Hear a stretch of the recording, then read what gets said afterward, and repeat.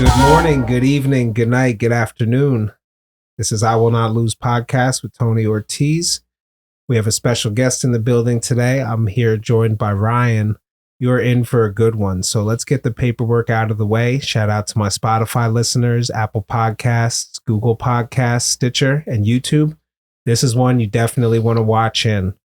Thanks for giving a reason to get dressed. Coming live from my voice to your phone, computer, headphones, TV, car stereo, smartwatch. Could have been anywhere in the world, but we are here right now. We're here, Ryan, about to do this. Let's take a moment. Let's take a moment to be present and recognize that it's now, right now. Whether your right now is working, running, exercising, cleaning, laying down. Let's be grateful we're alive. Failure can be frightening. However, as Winston Churchill has reminded us, success is all about going from failure to failure without losing enthusiasm. This is I Will Not Lose podcast, where we set out to prove that everything is learned from failure and we must persevere and recognize that we are one step closer to success. I'm your host, Tony Ortiz. We're going to jump right in, man. We got a very special guest, Ryan, with us here today. He's agreed to come on, have a conversation with me. We have a special relationship, but there's things we don't know about each other. And we thought this would be a pretty cool platform to get into it. So I'll allow you to introduce yourself, tell people a little bit about what you are, who you are, and we'll go from there. All right. Yeah, I'm Ryan. So I grew up around the Reading area. I moved up here a couple of years ago. Recently, I'm a direct support professional. I help men with disabilities and just issues, mental health issues and stuff like that. I live in the Breiningsville area though, but I'm here to pretty much talk about my recovery. I've been 17 months sober now. Big shout out, man. I'm going to actually throw some air horns in there. Bing, bing, bing, bing. Oh, congratulations, man. Thanks, man. Thanks. Just one day is a big accomplishment, but you got 17 months, man. It gets easier, man. It does. It's gotten easier over time. And so I guess I'll dive into it. The reason I came on here, I wanted to talk about this is because I feel like my story can really help somebody. And I want people to know that you're not alone. You know, that addiction and alcoholism can really, really mess you up. And I've become a whole new person. Like I care about people, love people. 18 months ago, I didn't. I was a victim. I felt so bad for myself. But yeah, I'll kind of get down to it. I grew up in Ole Valley. It's like a country town outside Reading. And anyway, I'll fast forward. I grew up in a house where alcohol was kind of available, you know, and has nothing to do with my parents, you know, like that's what they're used to. They did a really good job raising me. I didn't need for anything. I didn't, you know, and eventually let's just get to the bad part. Because I'd rather talk about my recovery than my life. But what happened is, so I had a beautiful daughter, 3 months old. She's still alive. Had is a bad way to start. I'm sorry too. My addiction and my alcoholism really got real bad about 2 years ago. It's always been a thing ever since I was 18 though. You know, there was the college party phase. There was the first time I smoked and I just wanted more and more and more and just wanted to not think about anything. Eventually I got into a car accident with my daughter in the car. God. Yeah. She cracked her skull, concussion. But I remember waking up because I was blacked out. And I woke up and I saw this whole, you know, I remember seeing my dad and be like, I think I really messed up. You know, I was under all sorts of different things. I didn't even know I drove. That's just how powerful alcohol and drugs can be, you know? Jeez. And, you know, this 3-year-old little girl, you know, that depended on me and everything. And I wake up. I told my dad, I think I did something really bad. And he told me that Kay is in a coma. Her skull is cracked and that she's just not doing well. And I remember just, that was the lowest of my life right there. I was at a crossroads, you know. I was like, do I want to keep going? Or, you know, I was at a crossroads. And I hear you. Because, you know, you battle it for so long. I remember just drinking and drugging for so long and just being like, I want to stop. I really want to stop.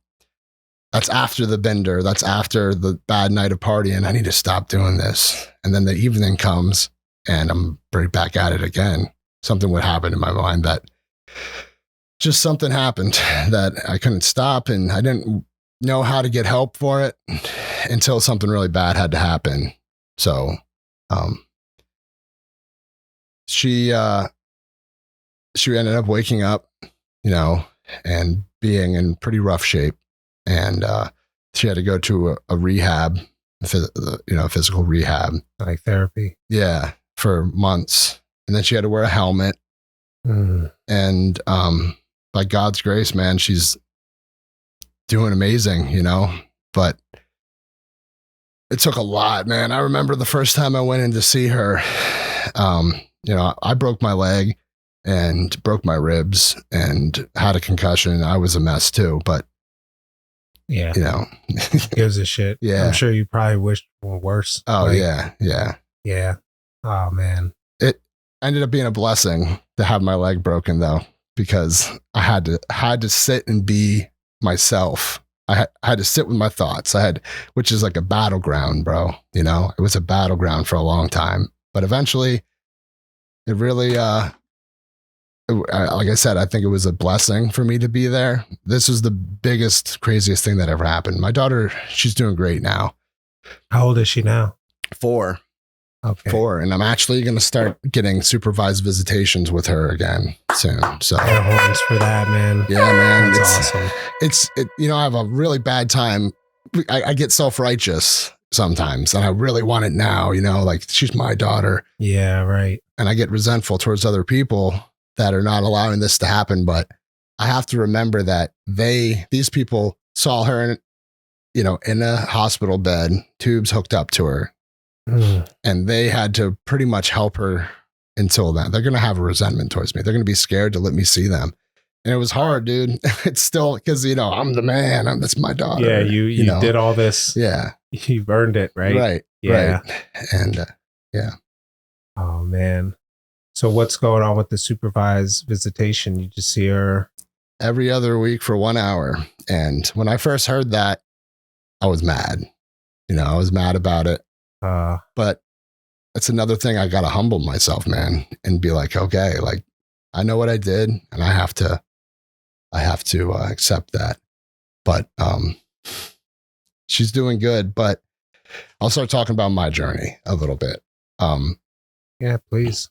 I, went home after a month in rehab not rehab, not like, you know, drug and alcohol rehab. Yeah. Therapy.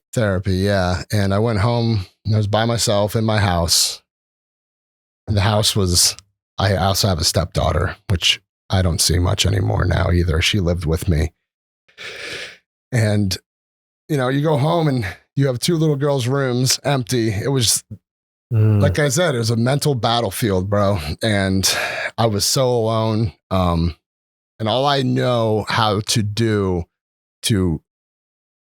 when I'm feeling sad, when I'm feeling angry, was to do drugs or drink, because that's just how I've handled things. That's almost how I was taught to handle things.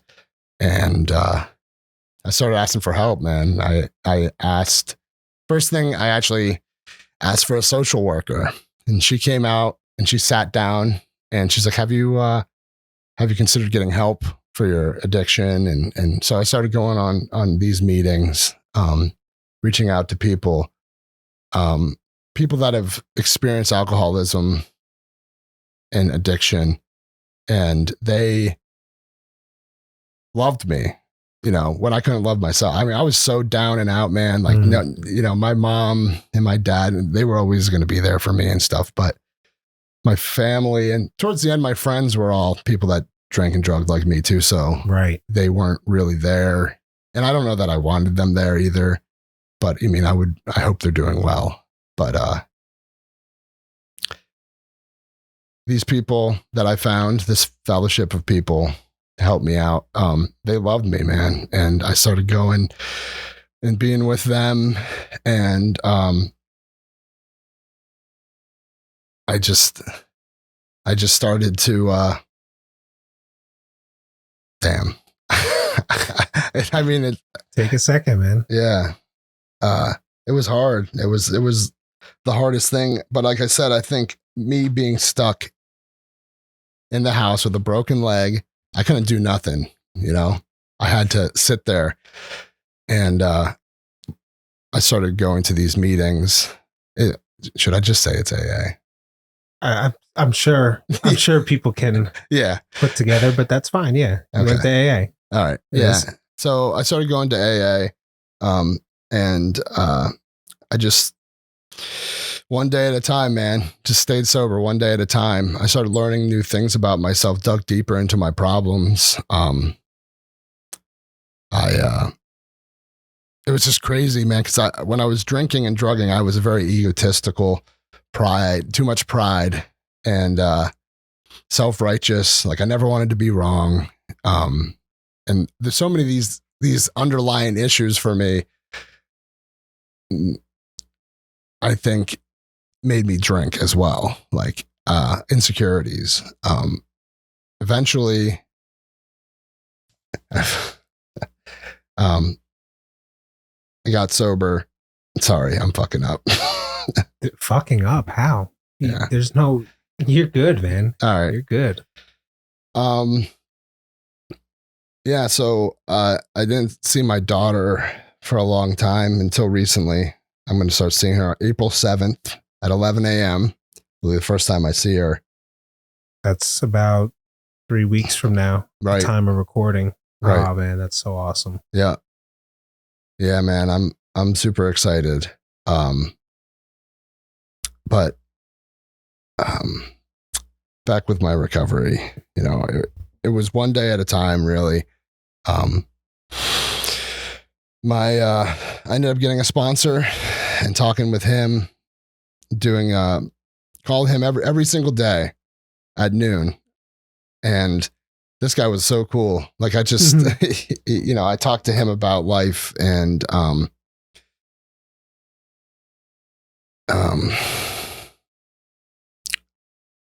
Sobriety. Sobriety. Yeah. I'm drawing a blank here, man. Listen, let me pause you for a second.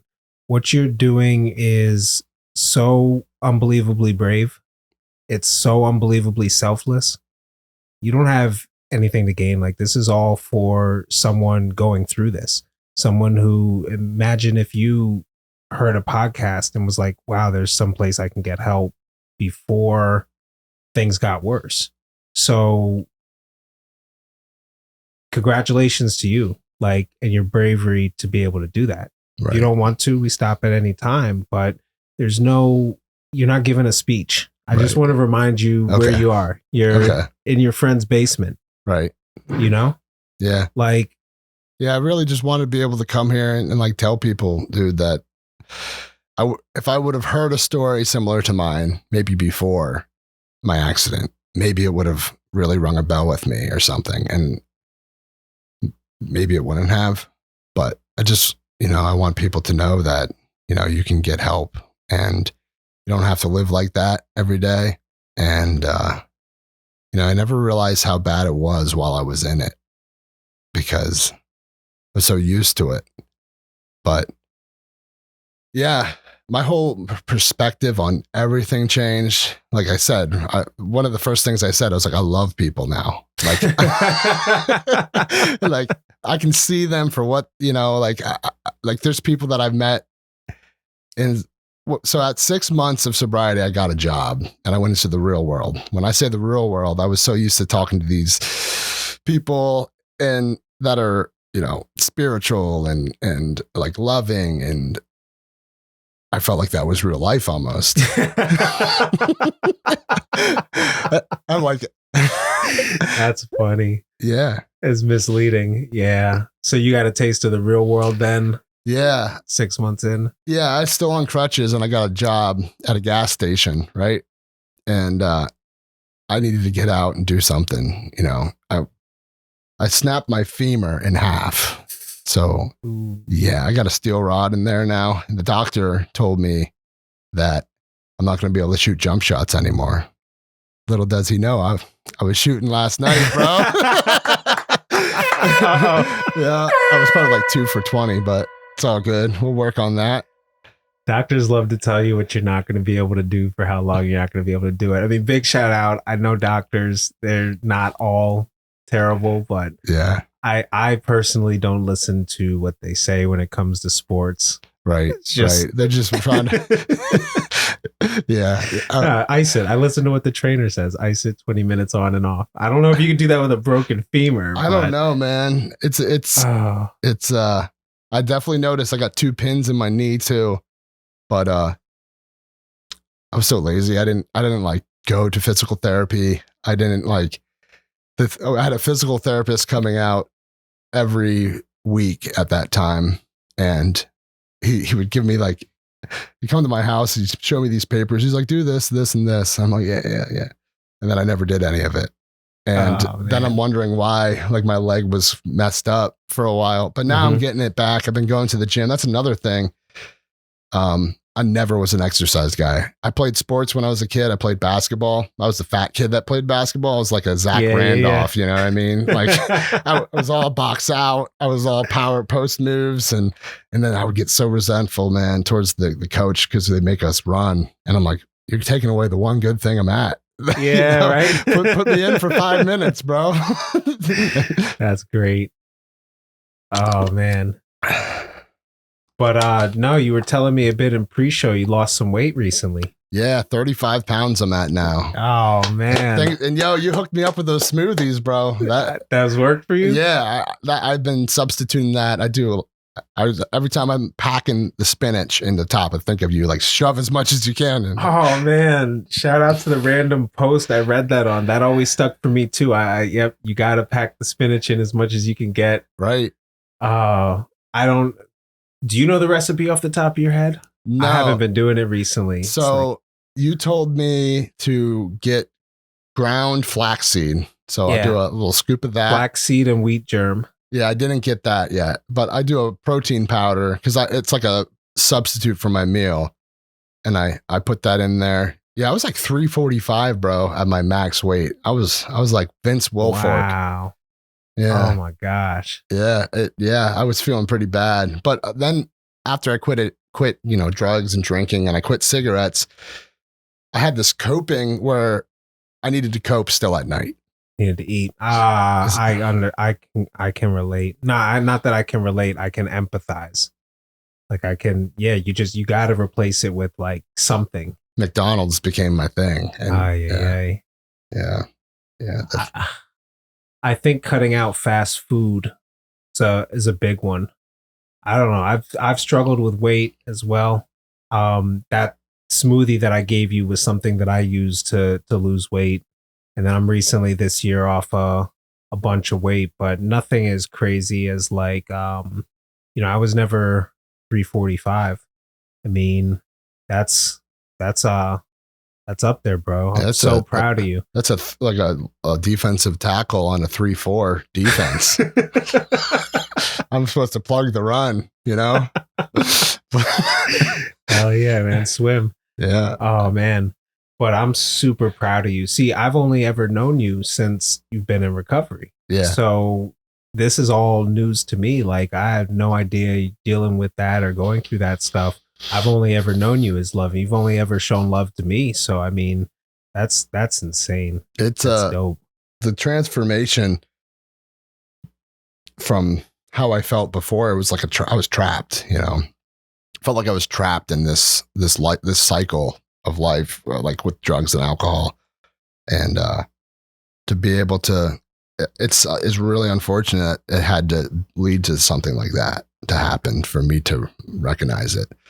But now, for me, one, I want to get back in my daughter's life, and I'll go to any length I have to do that. And, I don't want to cause more problems or, like any of that, but, it's changed everything. Like I'm a direct support professional now, and I help, like I said, I help men with disabilities. I love it, man. Like I love helping people now, helping people stay sober, being available for people that need help, or even preferably not if you need to be moved out of your house. I don't like helping people move. No moving? No, but like keep that in mind. But I will help you. I'll help you, bro. I got you. Yeah. But if you need someone to help move furniture. But I think for my recovery, being selfless is the best medicine I've ever had. Like that, just want to help other people. It gets me out of myself, because the way my disease works is once I become selfish, fuck everybody. It's all about me. Yeah. So I love the whole, like, I'm not hurting anybody but myself. The justification. It's like, oh man, you're hurting everybody. But glad you were able to recognize that. What are some ways, like you said you wish you would have known you could have got help sooner? What, like, how can somebody get help if they're struggling with addiction?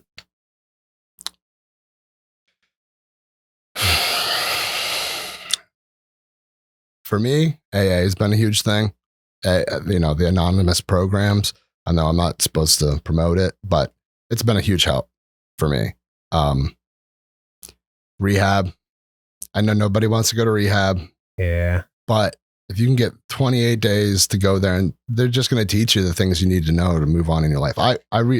So I've ever been to rehab one time, and it was back a month. It was a month before COVID really started. And I remember being in rehab, being at that low point, man, where I was just like, I can't do this anymore. Finally went and got help. And actually, that's when Kobe Bryant passed away. And I remember Rest that. in peace. I remember that whole place, just everybody couldn't believe it was real.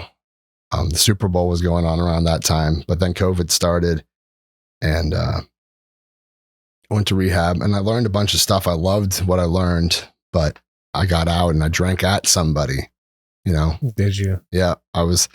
Picked up my old resentful ways. I didn't work the program. I went back out and was drinking, and made it a while.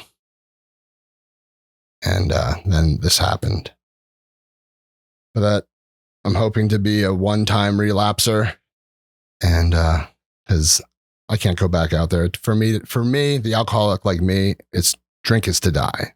And if I decide to, I think also, you see, how many advertisements do you see for alcohol? All the time. Everywhere, right? All the time. In fact, I really hope they don't plug this episode. Watch, we go viral. There's a ton of views, and they all of a sudden the Corona commercial comes on. I don't think they could do that on YouTube, but yeah, if I monetize, I can't control my ads. They're everywhere, all over the internet, right. Billboards, driving, TV. I mean, I'm gonna mark this one for kids. Just no. But you were saying, yeah, the advertisement is everywhere. Yeah, it's like you're groomed into it. It's normalized so much for everyone to drink. Forget what point I was getting at with this, but yeah, it's everywhere. It is everywhere, man. And what's crazy is, I also got into harder stuff, right? But that harder stuff, yeah, it'd mess with you a lot, obviously. But I've never blacked out on a lot of the other things that I did. Where alcohol, you can become belligerent, black out, and drive your car. That stuff's crazy. But it's just out there, and it's not going to go anywhere. So got to make some internal changes, and that's what I've been trying to do. I work with people. I have sponsees. We go.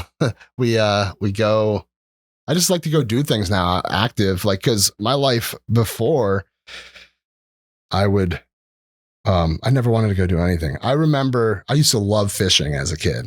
Right? Yeah. This is just an example. I loved fishing so much, going fishing, paintball, all these things. But once you become an adult and you're drinking, this is how my mindset is. And I know other people that would agree with me.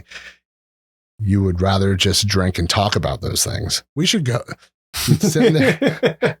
We should go do that sometime. Yeah. We should go fishing. We should go do that. And then when no one ends up going, at least that my friends and maybe the depression mixed in there. I just didn't want to go do stuff when I was drinking. Now I go on hikes. My whole life has changed in such a drastic way. I wish I could have did a podcast before of how I was. So you guys could podcast before. Yeah. Like how I was when I was like addicted and drinking. No, we don't want to hear that, man. We want this guy. Yeah. We want this Ryan. Right. For sure. You have so much to offer the world. You know what I mean? Rather than be selfish or in your own drunken stupor, you can put something out. And look, I know everybody says, oh, if it just changes one person's life, like that one person is real. That one person is real. They've reached out to me. They've reached out to other creators I know. You know, we have all these channels for people to reach out directly. So don't be surprised if someone reaches out. Like you will hear from someone that just has to thank you for them doing it. It may not be right now.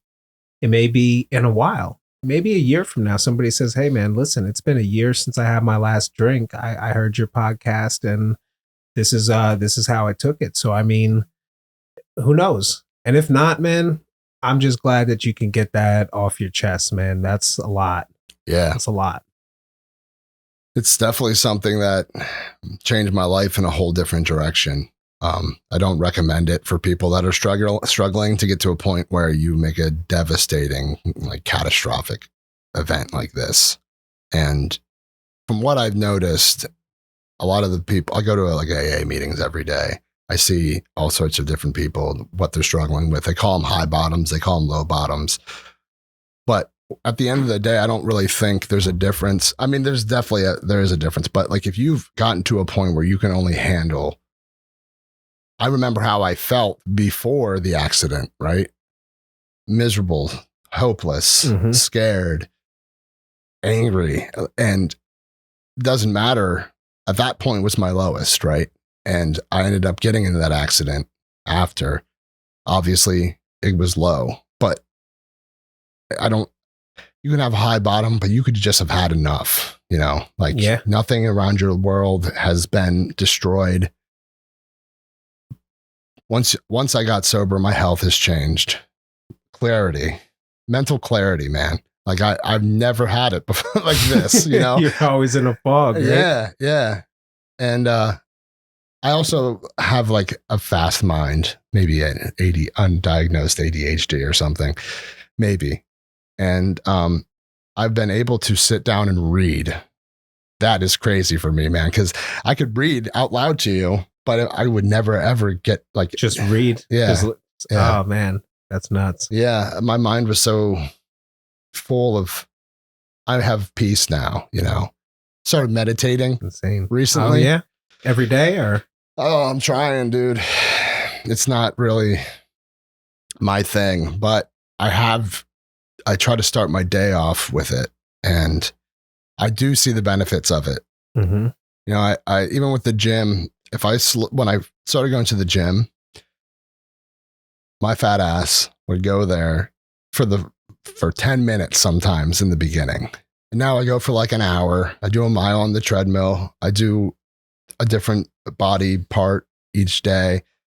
And you know, it's a cycle for me. It starts slow and eventually it gets to a point where I'm doing good. And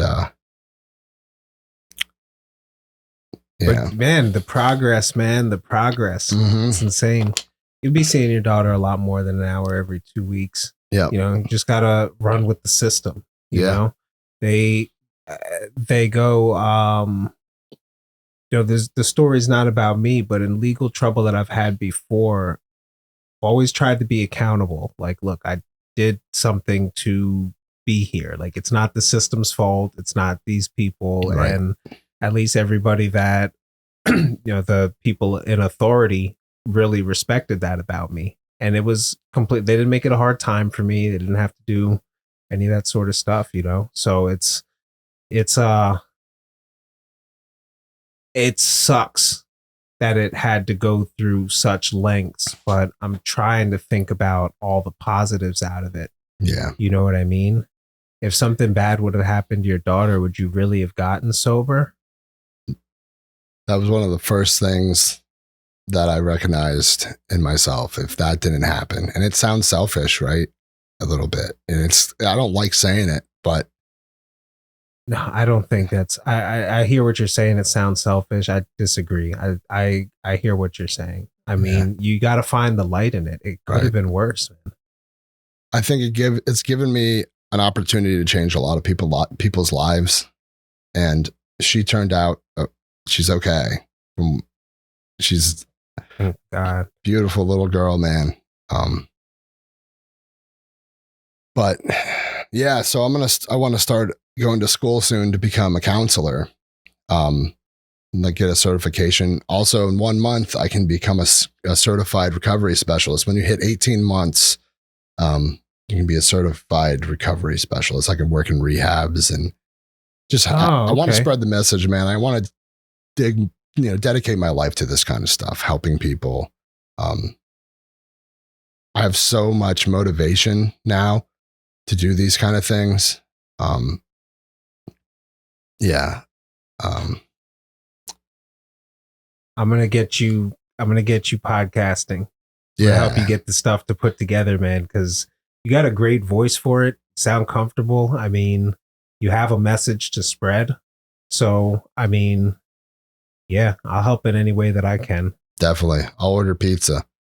No, we're not doing that. We're eating healthy. It's about noon right now. We'll start landing the plane here in a second and I'll go buy you lunch. You want to grab, there's a nice place. Shout out to Union and Finch and Ed over there. Have you ever eaten at Union and Finch?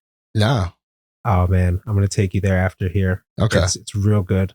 The owner, Ed over there, he's got a good place. They're like in our neighborhood. We can walk there, but he started a little bit before Corona and then shortened the menu up, made it through Corona, and the place it's always packed every time I go. So, great brunch. Maybe, what is it, noon? We could still probably get brunch. But do you have anything you're promoting that you want to shout out? Now would be the time.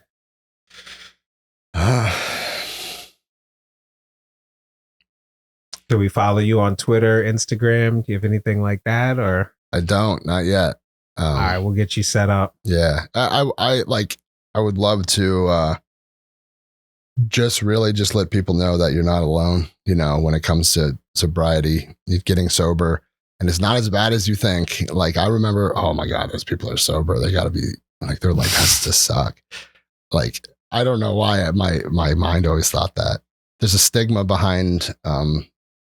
There's definitely a stigma behind addicts and alcoholics. I also would like to get rid of, when I see someone on the street suffering, there's a lot of times people would be like, oh, they should get up and go get a job and go work and do these things. And it's not that simple.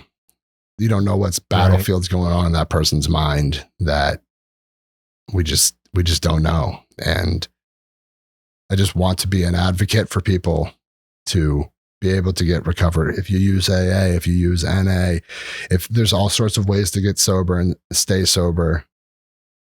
And I just want to be able to help people. So I'll try to get on social media. I'll try to get stuff like that going. You'll help me out with that, I know.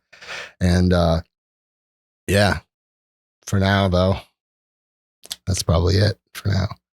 All right, man. Well, we have Brian on the show. Complete, absolute savagery. Completely brave to go out and put his business out there and show you that it's about experience, strength, and hope. It's about who he is now.